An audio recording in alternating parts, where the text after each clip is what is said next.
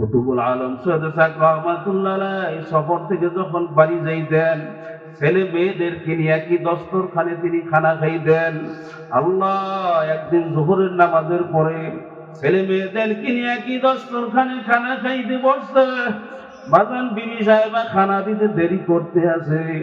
আল্লাহর কুতুব সাহেব রহমাতুল্লাহ আলাইহি কুতুবুল আলম ফজলুল করিম রহমাতুল্লাহ আলাইহিকে বললেন, বাবা ফজলুল করিম বসো, দেখি তোমার আম্মা কেন খানা দিতে দেরি করতেছে। আল্লাহর কুতুব সাহেব রহমাতুল্লাহ আলাইহি বাজান চুলার পানে যাইয়া দেখে বিবি সাহেবা বৈশা বৈশা গাল বাসাইয়া ফুফায়া কাঁদবে। আল্লাহর কুতুব ডাক দিয়া বলে, বিবি তুমি লাকড়ির চুলায় বুঝি রান্না করতে তোমার কষ্ট হয়? বিবি তুমি কি এই জন্য কাঁদো নাকি? বলে, না গো স্বামী না, আপনি একটু চুলার ভিতরে তাকাইয়া দেখেন, মোটা মোটা পাকনা পাকনা বরাক পাশের লাকড়ি গুলা চুলার ভিতরে ঢুকাইছি। দেখেন এই দুনিয়ার আগুনের কি বা তেজ, কি বা হিট আছে। এই দুনিয়ার আগুন যখন লাগছে, এক পাশ থেকে আগুন ধইরা গেল, অন্য পাশ দিয়ে মোটা মোটা লাকড়ি গুলা টাস টাস করে ফাইটা যাইতেছে। আমি চিন্তা করতেছিলাম, খোদা নাগাস্তা যদি আমার মাওলা আমাকে কবরে মাফ না করে, আমি ওই জাহান্নামের আগুন কেমনে সহ্য করব রে। আল্লাহর কুতুবের স্ত্রী আল্লাহর কুতুবের গলায় জাপড়াইয়া ধইরা কান্দে, আর আসমানের দিকে ফিরা ফিরা করুণ সুরে ডাক দিয়া বলে, ওরে আমার মাওলা রে,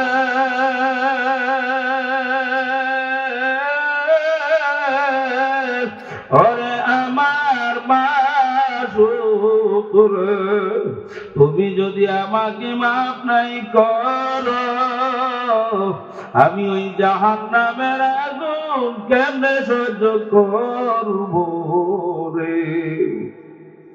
আল্লাহর কুতুব ফজলুল করিম রহমাতুল্লাহ আলাইহি বাবা কেন আসে না, আম্মা কেন আসে না, দৌড়ে যায় দেখে আল্লাহর কুতুব তাকে দেখে তার মা তার বাপের গলার মধ্যে জাপড়ে ধইরা কান্দে, বাবা তার মায়ের গলার জাপড়ে ধইরা কান্দে।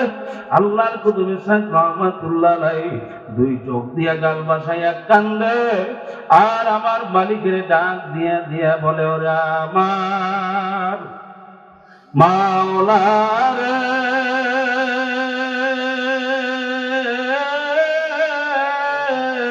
ওরে আমার মাসুক রে, তুমি যদি আমাকে মাফ নাই করো, আমি ওই জাহান্নামের আগুন কেমনে সহ্য করব রে। হে আল্লাহর বান্দারা, পর্দা আমার মা বোনেরা, দুই চোখের পানি ফালাইয়া কান্দো, আর আমার মালিকের কাছে মাফ চাও। আমার মাওলা বড় দয়ার মাওলা, আমার মাওলা বড় মায়ার মাওলা, আমার মালিক তোমার মালিক বড় মহাব্বতের মাওলা। গুনার কথা মনে কইরা দুই বুড়া চোখের পানি সাইরা দিয়া আমার মালিকের যদি দিলটা ভাইয়া একটা ডাক দেওয়ার মতো দিতে পারো, তোমার আমার মালিক ফিরাইয়া দিবে না। বাজান একদিন এই চক্ষু মালিকের হুকুমে বন্ধ হয়ে যাবে। মনে মনে করুন ভিতর থেকে রুটা বের হয়ে গেছে।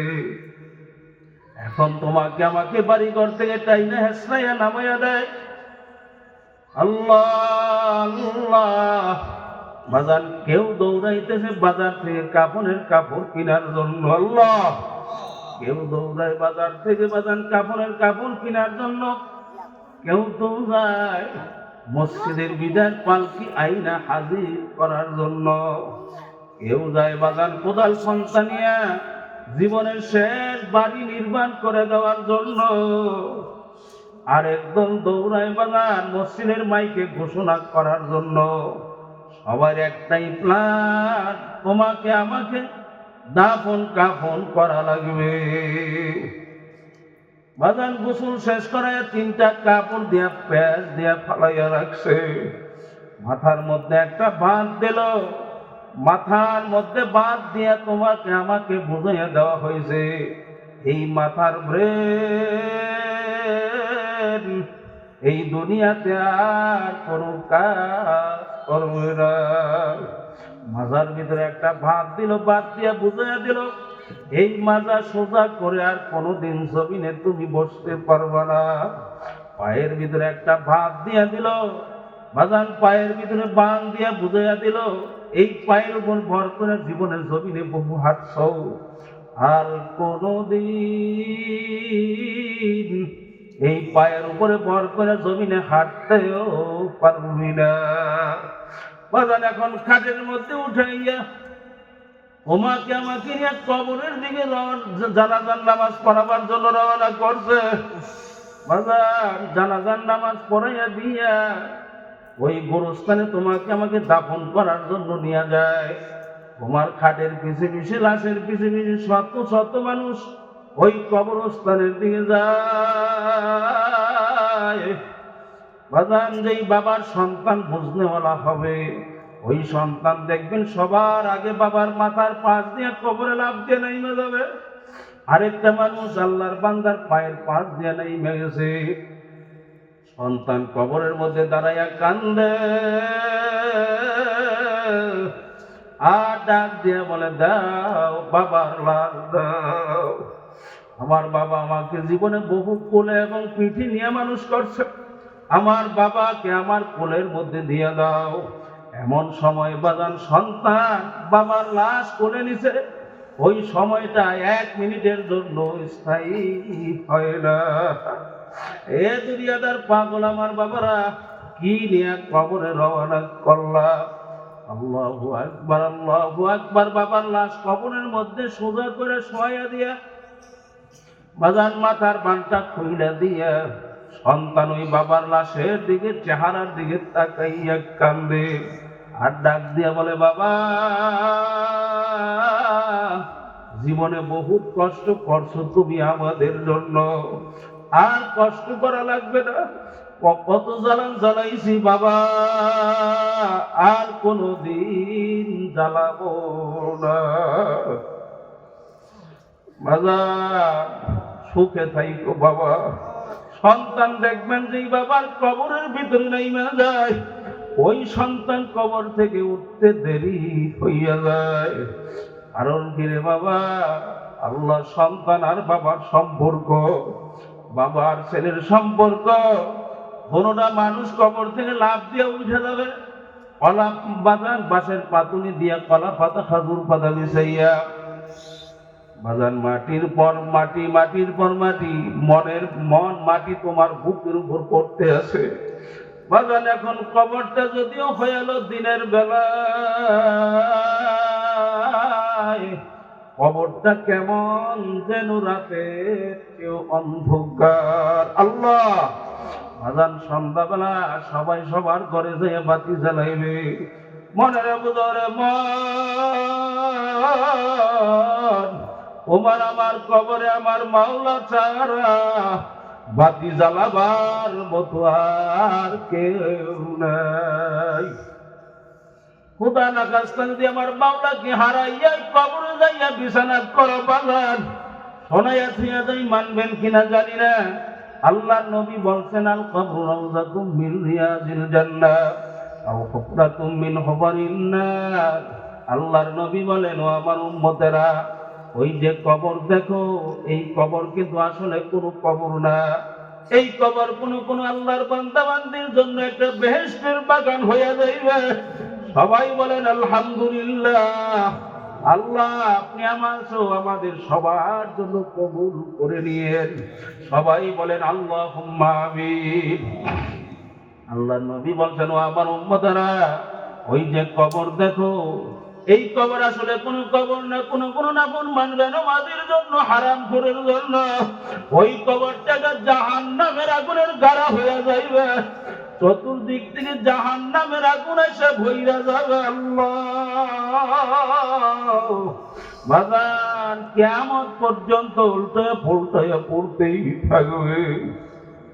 বাজান নবী হাদিসের ভিতরে বলছেন, 99 إلا لو نفخ في الأرض ما أنبتت ও বড় লোক আমার বাবারা, আর প্রিয় আমার বাবারা, ও নেতা আমার বন্ধুরা, আজকে একটা মশার কামড় সহ্য করতে পারি না, একটা পিঁপড়ার কামড় সহ্য করতে পারি না।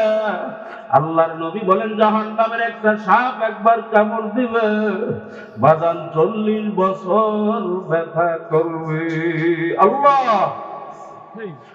হে আল্লাহর বান্দারা, পর্দা আমার মা বোনদেরকে বলবো, আল্লাহর নবী বলছেন একটা মানুষ যারা কবরের মধ্যে আছে ওই কবরবাসীরা সবচেয়ে বড় অসহায়।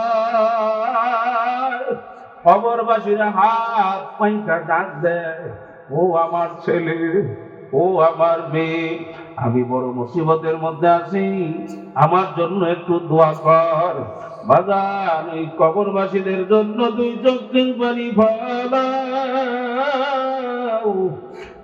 গুনার কথা মনে করো, 2 চোখের পানি ফেলাইয়া আমার মালিকের কাছে কান্দ আর মাপ চাও। আল্লাহর নবী বলেন মান বাকা মিন খাশিয়াতিল্লাহ হাত্তা ইয়াউদাল লাবানু ফিদ দার'i। নবী বলেন, ও আমার উম্মতেরা, ওই জাহান্নামের ভয় আমার মাওলার ভয়। যদি চোখ থেকে এক ফোঁটা মাছির মাথা পরিমাণ পানি বের করতে পারো, আল্লাহ তোমার উপরে জাহান্নামের আগুন হারাম হইয়া যাবে। বাজান, একটু দেখো মন দিটা নরম করতে পারো কিনা। আল্লাহ আল্লাহ, খোদা না খাস্তা যদি আমার মাওলাকে হারাইয়া কবর যাও, বাজান ওই কবরে আযাব সহ্য করার ক্ষমতা দুনিয়ার কোনো মানুষের নাই। আল্লাহর নবীদের জীবনী ইতিহাস পড়ে দেখেন, তোমার আমার নবী মাওলার ভয়, জাহান্নামের ভয়, এত কান্না কাঁদছে আল্লাহর নবী যখন নামাজের ভিতরে দাঁড়াইতেন, এমন ভাবে কান্না করতেন, হাদিসের ভিতরে আসছে হাত্তা তল্লুন, মনে হয় যেন হালকা বৃষ্টি বর্ষণ হইতে আছে। বাজার নবীর কোন গুনাহ আসেনি রে বাবা, বলো না আসেনি? নবী যদি জাহান্নামের ভয়, আমার মাওলার ভয় কাঁদতে পারে, তুমি কেন কাঁদতে পারো না? তোমার মন্দির কি পাথরের চেয়ে শক্ত হইয়া গেল? সাহাবাই কেরামদের জীবনী পড়ে দেখেন, সাহাবাই কেরাম কাঁদতে কাঁদতে কবরে চলে গেছে। হযরত ওসমান গনি রাদিয়াল্লাহু তাআলা আনহু বাগান কবর দেখলে তিনি বেহুশ হইয়া তাস করে জমিনের ভিতরে পড়ে যাইত। সঙ্গী সাথীরা জিজ্ঞেস করে, হুজুর আপনি কবর দেখলে কেন এইভাবে কাঁদবেন? বলে, আমার সাথীরা, আখিরাতের যেই কয়টা ঘাটি আছে ওর ভিতরে প্রথম ঘাটি হইল কবর। এই কবরে যার সঙ্গে ভালো ব্যবহার শুরু হয়ে যাবে, বাকি ঘাটিগুলোতে ভালো ব্যবহারে আশা করা যায়। আর এই কবরে যদি জাহান্নামের আগুন ঢুইকা যায়, বাকি ঘাটিগুলোতে ভালো ব্যবহারের আশাও করা যায় না। বাজান, আল্লাহ ওয়ালাদের জীবনী পড়ে দেখেন, আল্লাহর ওলিরা কাঁদতে কাঁদতে কবরে চলে গেছে। আমাদের তরিকার মুরব্বী কুতুবুল আলম রশিদ আহমদ গঙ্গুই রহমাতুল্লাহ আলাইহি বাজান কাঁদতে কাঁদতে 2টা চক্ষু, ভালো চক্ষু অন্ধ হয়ে গেছে। সঙ্গী সাথীরা জিজ্ঞেস করে, হুজুর, ডাক্তার এসে বলে, হুজুর আপনি চক্ষু অপারেশন করেন, ভালো হয়ে যাবেন। বলে, না না না, আমি চক্ষু অপারেশন করলে ফজরের নামাজ কাজা হইয়া যাবে, আমি ফজরের নামাজ কাজা করে চক্ষু আমার লাগবে না। আরেকজন ডাক্তার এসে বলে, হুজুর আপনি আসরের নামাজ পড়ে চক্ষু অপারেশন করবেন, ফজরের সময় আমি ডাক্তার আপনাকে গ্যারান্টি দিতে আছি, আপনি আসরের নামাজ, ফজরের নামাজ ওযু কইরা পড়তে পারবেন। কুতুবুল আলম রশিদ আহমদ গঙ্গুই রহমাতুল্লাহ আলাইহি কান্দেন আর বলে, বাবা ডাক্তার, আমি হাদিসের ভিতরে পড়ছি, ছাত্রদেরকে পড়াইছি, যারা অন্ধ হয়ে হাসরের ময়দানে উঠবে, আমার মালিক তাদের কাছে কোনো সওয়াল করবে না। আমি রশিদ আহমদ চাই অন্ধ হইয়া আমি মালিকের দরবারে দাঁড় হব, আমার মালিক যেন আমাকে কোনো প্রশ্ন না করে। বড় পীর আব্দুল কাদের জিলানী রহমাতুল্লাহ আলাইহি জীবনী পড়ে দেখেন, বড় পীর আব্দুল কাদের জিলানী রহমাতুল্লাহ আলাইহি আমার মালিকের ঘরের সঙ্গে মাথাটাকে বারবার বাইরায় আর ডাক দিয়ে বলে, ও আমার মালিক, হাসরের ময়দানে যদি আপনি আমাকে মাফ না করেন, ওই হাসরের ময়দানে আমাকে অন্ধ বানাইয়া উঠেন। কারণ দুনিয়ার ভিতরে মানুষ আমাকে বড় পীর বইলা ডাকছে। ওই হাসরের ময়দানে যদি আমি আব্দুল কাদের জিলানী রাতে মায়া জাহান্নামের শিকল লাইগা যায়, আমি ওই আযাব, একদিকে তো তোমার আযাব, আরেকদিকে এই মানুষের লজ্জা আমি কিভাবে সহ্য করব?